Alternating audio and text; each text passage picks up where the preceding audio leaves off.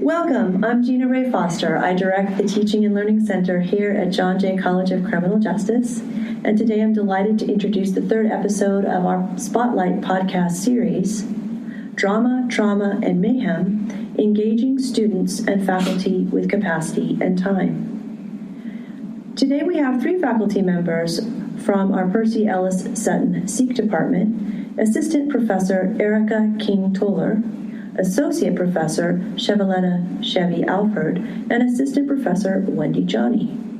They'll be talking with us today about their work with students, particularly around trauma that happens outside the classroom and the drama that occurs inside the classroom and how those may be connected.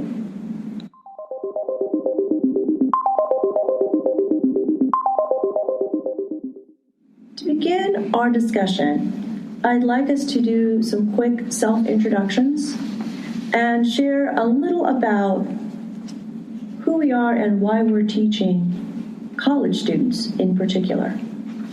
Who'd like to start? I'll start. Thanks, Gina, for this great welcome. My name is Erica King-Toler, and I love to teach college students because I had such a great undergraduate experience at Hampton University in Virginia. And I love my faculty and all of the staff that used to work there, and they had so much energy and so much enthusiasm. And I hope that I'm doing that for my students, serving as a role model and just being there with them. Okay. I learn a lot. Great, thank you. Yes, I'm Wendy Johnny, and my first introduction to teaching became as a graduating student at City College, and at that point, I realized that teaching college students, while I myself am a student, was one way for me to learn more about my discipline and to help students, adult learners, and to understand that adult learners know the relevance and the importance of higher learning. And my passion grew from there, teaching psychology, and it just translated to other courses. Wonderful, thank you.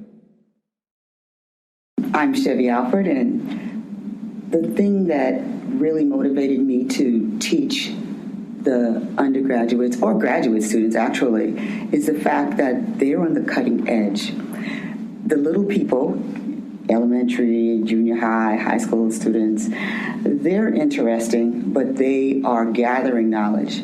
When you're working with college students, they are beginning to think, and you can introduce them to information, and as a consequence of the information that you provide for them, it allows us to change the world, move it forward.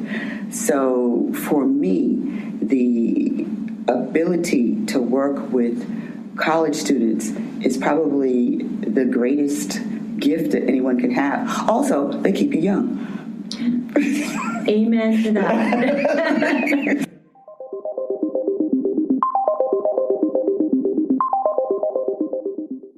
Thank you for sharing why you're doing this, what motivates you. As you know, there are multiple pedagogies and methodologies and frameworks that people use in approaching teaching. For the work you do, what particular frameworks inform how you teach?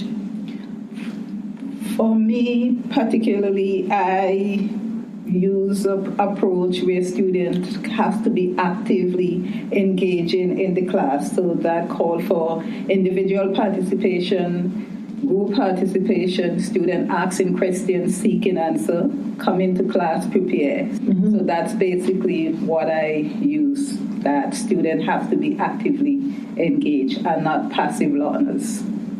I would say constructivism and inquiry-based learning within that. That sounds like a good match. Yeah. For me, I use an Eastern approach. I work from the perspective of value creation. So the objective is to take every situation and make value out of it. It's Soka-Gakkai, value teaching, create value creation activities. So the problem with that is you you are trying to make young people think in a completely different mindset because it's Eastern. Mm-hmm. And so they have got to change the way they're looking at the world, and you've got to do it very quickly. Mm-hmm. So that's the method I use. That's fascinating, and it sounds very challenging. That's to say the least. Okay, thank you. I use a relational approach. I like my students to know each other, but I also like them to know me. And some of that comes through working in groups and helping them to know that there are people who have similar experiences as they do, but also might differ, and how can we still work together in relation to each other to produce a product, to produce ideas, to share, to have conflicts sometimes, and to resolve those conflicts to really create learning in the classroom. Thank you.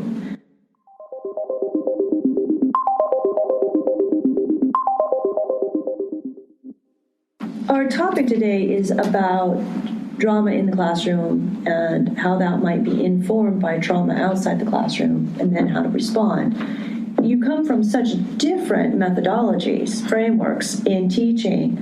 I'm curious about what kinds of challenges you see your students coming in with and how your methodology or framework responds to that. Value creation is unique for Westerners because we have to look at the students and logically figure out that they're, quote unquote, there's something that's not right here, or this is outstanding. How can I push this beyond what it is? When I am in a class, I monitor every face. That's anthropological training that I've had. And so I'm looking at the faces to see what's the baseline of this student. How does this student normally behave in a class? And then I also see that there's a difference here. And when I recognize that there's a difference, then I can notice that the student is not behaving in a way that he or she should based on the information that's being provided to him or her. The other thing about the classroom is that it's a small world. It's a tiny little community that is actually a kingdom. It's my little kingdom. I am the king or the queen or whoever. And because of that, I see how they are responding to this person in quote-unquote authority. And it varies according to that student's training outside of the classroom. So essentially, that's how I operate. Thank you. Wendy?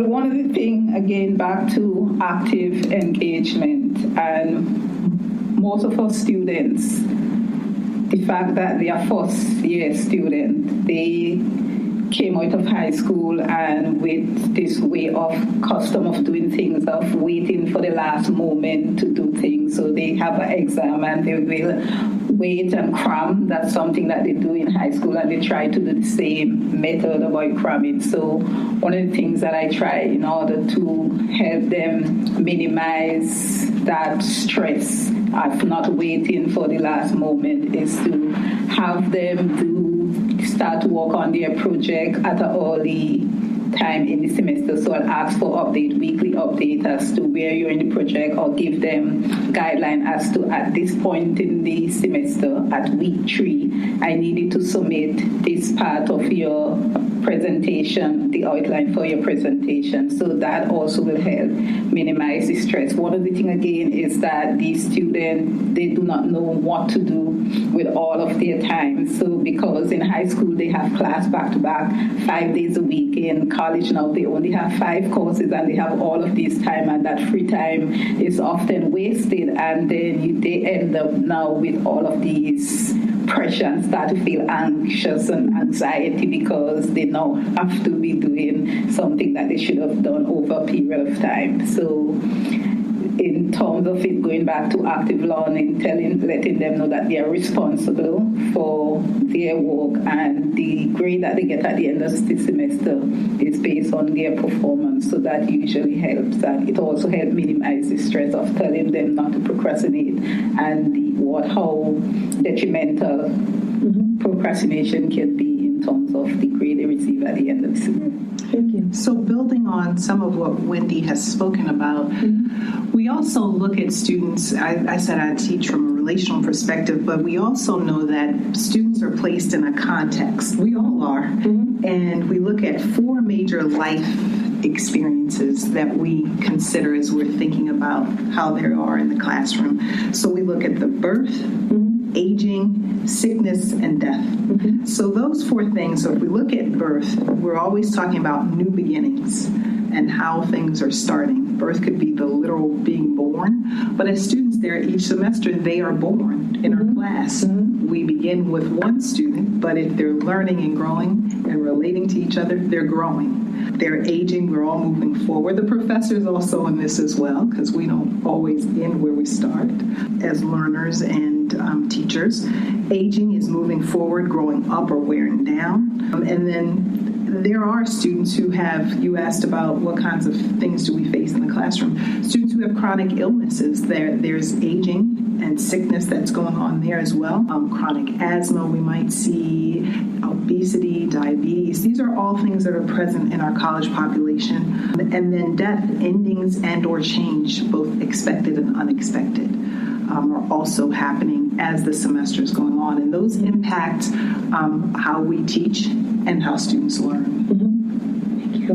Which fits well within your relational approach to see these challenges that students have and that process. And I think connecting that with the values and with constructivism, it's different perspectives along the same pathway, which might be circular in some cases and might be more linear in others.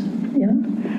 From my perspective, when we are looking at the 4 stages of life, it's circular. We keep revolving around them. We go around and around, and the spiral, for the most part, should be moving upward to a higher plane. So we go from one plane of learning, which is the arrival, the beginning, the birth, as Erica has already mentioned, and then the aging. So we're on that plane, whichever plane it may be, and then we start to understand. I think that the scaffolding that's used by most departments is something that takes a student from one level to the next level to the next level, and each instructor is expecting that student to have a certain base knowledge. So that's the scaffolding that you can see in this perspective.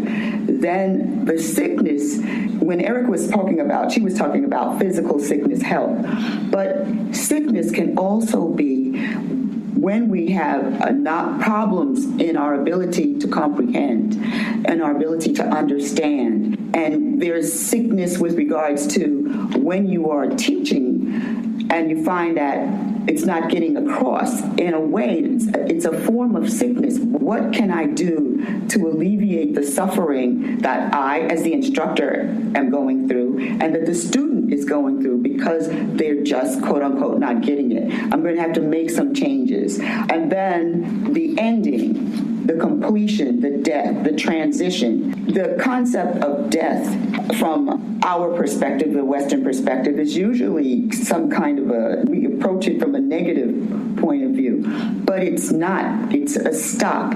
It's an end to this condition. And this condition might be with regards to the sickness, or this condition might be the level that we're at, whichever of those two, and there are many other ways to look at the end. It allows us to move through, quote unquote, a doorway to the next level. And that level is the one that moves us up the spiral.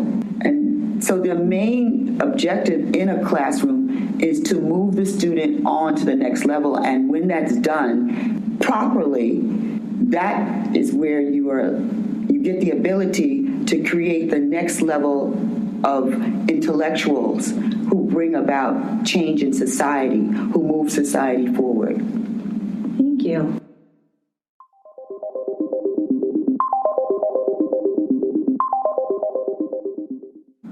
I think that's very helpful, and it deepens our understanding of what we're talking about here between student challenges in preparation with student challenges that are life challenges and different ways of connecting with those and learning. You laid a very solid ground here and built a foundation and framework to define these terms that are at the core of the work that you're doing: drama, trauma, and mayhem. Would you each take one of those and define it for us, please? Picture this. Drama. Drama is exciting, emotional, unexpected series of events or set of circumstances. How many of your students walk into the class with drama? It accompanies all of us. It could be my dog ate my homework, which I don't know if people are still using that. That might be dated. But it could even be, some of the things that we hear from our students about what happens between the subway and John Jay is often worthy of a Grammy. Not a Grammy, that's singing, but Emmy. Yeah, an Emmy. Yeah, but that's what we're talking about when we talk about the drama that can also impact academic performance and success. Mm-hmm. Thank you. Trauma. In terms of trauma has to do with damage, it has to do with hurt, it has to do with wound, and some of the trauma is directly and some of it is indirectly. So we have students who may have families who's in different country or different part of the United States where they have tornadoes, earthquake, and all of these natural disasters that are impacting these students. So they come with that. That's one of those things. So it doesn't have to affect them directly. We have students whose parents are going through a divorce. We have students who lost a loved one, who lost a pet. I have students whose parents have been deported, and students who are not a student and feeling the fact that they might be deported. So all of these different forms of trauma usually have an impact on how they function, how they study, and the kind of stress that it brings into their life. So those are some of the most common. The most common is the loss of a loved one and divorce and natural disaster.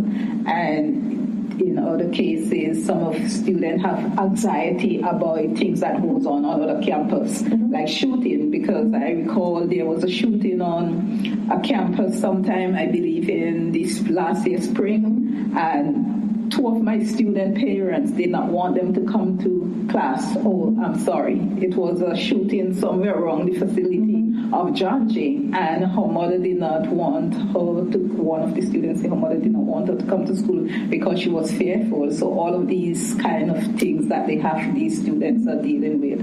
Into the classroom now I use observation too, because I am a clinical psychologist.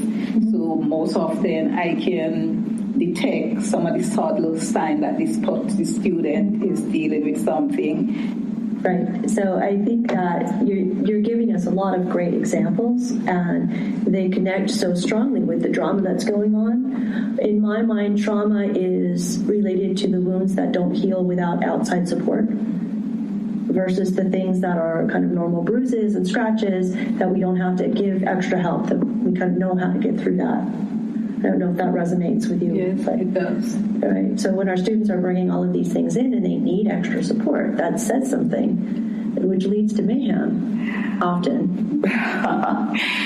Mayhem. I always think about the commercial that Geico used to have, or one of those, and mayhem is everything that could go wrong will go wrong.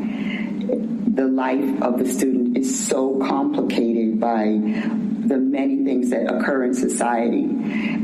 Then you have the things that occur in their home, which both Wendy and Erica spoke about. The combination of these things is what I consider to be mayhem. And my inability to help that student to move. There are times when you might say to a student, you're looking at what they're doing and you're saying there's something terribly wrong here. Let me put a little note on the paper, or let me just tap this individual and tell them, I need to see you. And then when you get them into your office and you have the opportunity to hear what's going on, sometimes the discussion or the explanation even overwhelms me. And I have to make up my mind that I've got to, as quickly as possible, try to find what I call the light.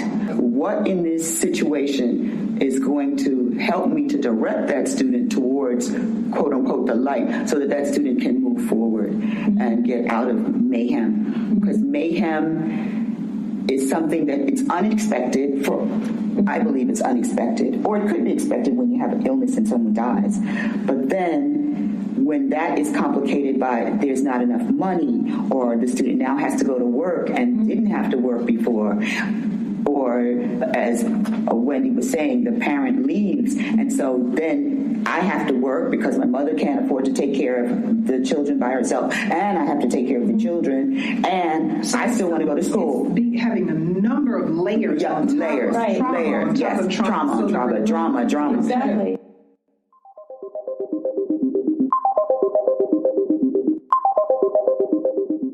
So let's throw in two more.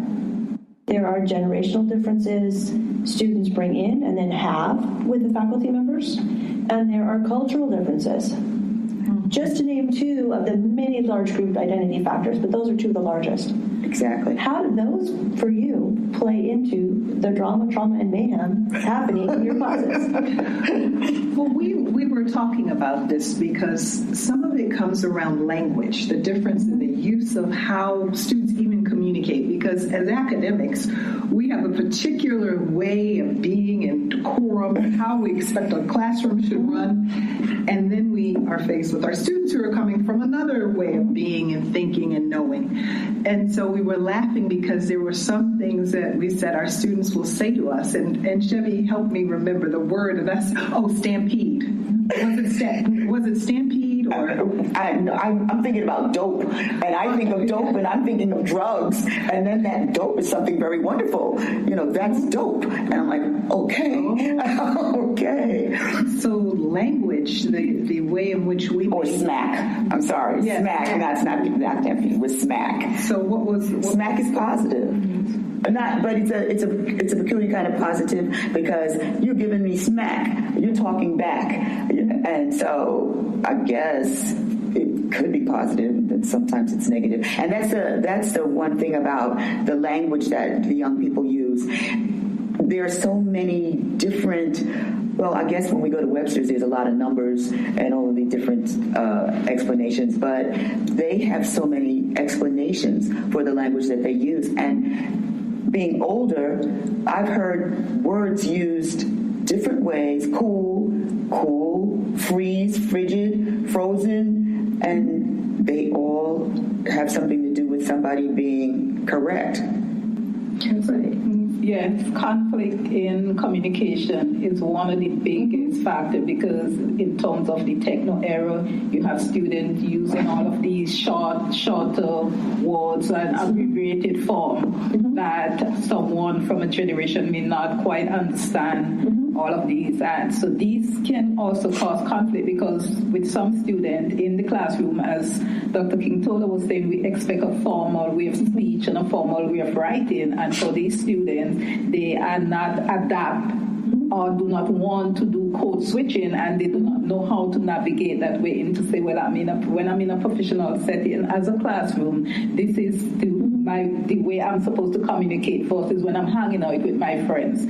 So that usually causes conflict. In addition, we have in style of dressing in terms of how a student come to classroom, and even the way the student may sit in the classroom could be an issue in terms of the different, not only for culture, but in terms of generation. And this, we did talk about some of the things that we feel as instructor personally that in terms of dressing, that I don't think that's appropriate clothing to be wearing to a classroom. So these are some of the things. And I think one of the biggest things that we talked about was the use of technology in the classroom. Whether you can have your phone or not have your phone, what does it mean? What are you communicating to your professor? How interested? Now, for me, I'm saying you're not interested. If you have your phone out, I'm I'm here. I should be enough. But I often engage my students using the technology to try, and if there are generational differences that are existing, I try to engage them with it. Either we're looking up statistics, look this up. You don't know, find this. We're always on the phones looking to see if we can to use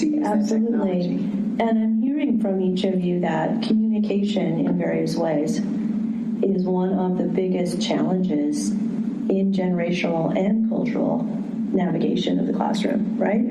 So it's different ways of getting there, but it's all about interpretation and translation and code switching. And it's tough because we're never going to get it right. Not 100%. Never. But also having the tolerance to be able, when I say tolerance, just the willingness to even engage it and understand it. Right. Rather than to just allow it to go by without saying, what is that?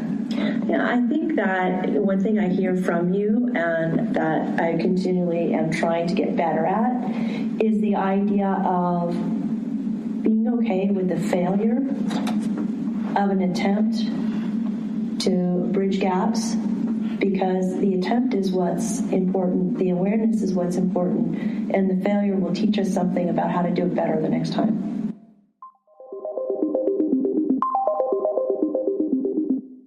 We've covered a lot of ground, and I hope this is an introduction to further podcasts and presentations on this topic where we can go more deeply into the work. In the spirit of what we're doing today and our teaching podcasts, could you give us an example from your own framework and your understanding of this work with drama, trauma, and mayhem? How would you advise another faculty member to do one small thing in their teaching in the fall, in their preparation or in a class that would address drama in the classroom? One small thing is to give students time. In my class, I generally have the students have a day where I walk in, hi, how's everybody? And everybody is there making the faces they always make. And then I say, today we'll do nothing. And it's like, they're shocked. What do you mean, nothing? We're just going to do nothing. We're going to relax. We're going to have a good time. We're going to talk about things that are of interest to us. Anything you want to talk about. What you saw on television. What you didn't see on television. Who makes you sick. Who makes you happy. Whatever. And I also take them to breakfast, which is the college will give you funding. You can take a group of students out to breakfast, and I want to hear about who's got boyfriends, who has no boyfriends, who has girlfriends, who has no girlfriends, and that's a lot of fun. Who's mad with their mother? Does anybody have ways of dealing with mothers who make you sick, or little brothers or little sisters? And it turns out to be the best day ever. And from that point on, it's just a completely different class. Wow. It's just so joyful. Amazing. I never thought of that. Amazing. Thank you. So for my class, what I did as soon as I walk in the classroom is that each student have 1 minute to say what they have to say to the other person next to them or in their group, and with their phone, to use their phone, they have 1 minute. After 1 minute, you have to put away your phone.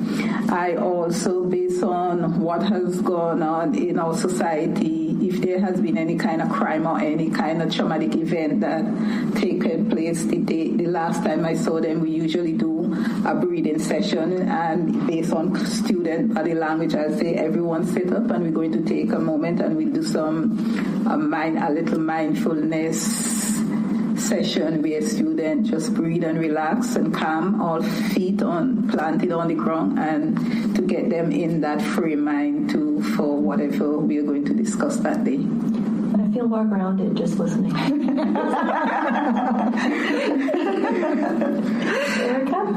I really love, and we talked about this getting ready for this, Chevy and I talked about the importance of working in groups to really allow students to address and problem solve their own drama, because they really can help each other. Mm-hmm. And it might not be immediate, but what happens in groups is that there's an opportunity for leaders to emerge. There's an opportunity for, again, them to talk about and problem solve, to advocate for themselves, to demonstrate a level of competence that they've been working with the materials, and sometimes even to promote communication with the faculty. And it might look like this group isn't working, right? Which creates more drama. But that we have an opportunity at all points to talk to each other, and they can talk to me as well. And I love groups. Thank you. Me too. Me too. Obviously. Chevy, Wendy, Erica, thank you so much for inviting me to be part of your conversation and for sharing this information. It's been a pleasure. It's been an honor. And I'm looking forward to our next set of interviews. Thank you. Thank you for having us.